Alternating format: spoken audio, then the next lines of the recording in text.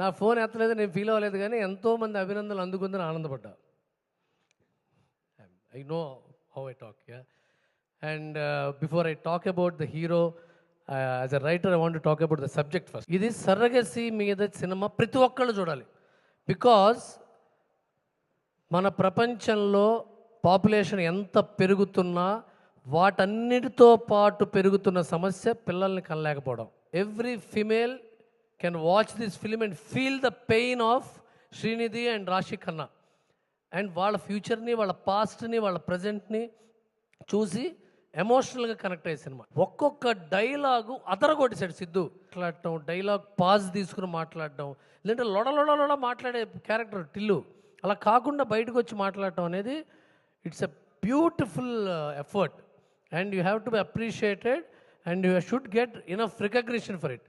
ఒక యశ్ చోప్రా, కరణ్ జోహర్ సినిమా లాంటి ఫ్రేమ్లు అన్ని చోట్ల ఆ క్వాలిటీ, అంటే ఆ ఎస్థెటిక్ సెన్స్ ఎలా ఉంటుందంటేనండి, చాలామంది గమనించరు. వాళ్ళు వాడే స్పూన్లు, ప్లేట్లు, కప్పుల్లో కూడా క్వాలిటీకి తీసుకొచ్చింది డైరెక్టర్. అంత సపోర్ట్ చేయటం అనేది ఒక విజనరీ ప్రొడ్యూసర్కే సాధ్యం. ఈ సినిమాలో పిల్లర్ ఎవరన్నా ఉన్నారంటే అది హర్షనే. ఈ సినిమాలో హర్ష అనేవాడే ఆడియన్స్. హర్ష లేకపోతే సినిమాకి ఆడియన్స్ లేరు.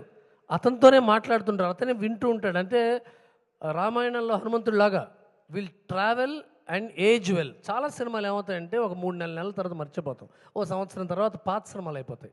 కానీ ఈ సినిమాలు రీవిజిట్ చేసినా బాగుంటుంది. These films as well because of the aesthetic sense. And thank you for giving me this opportunity. Watch this film.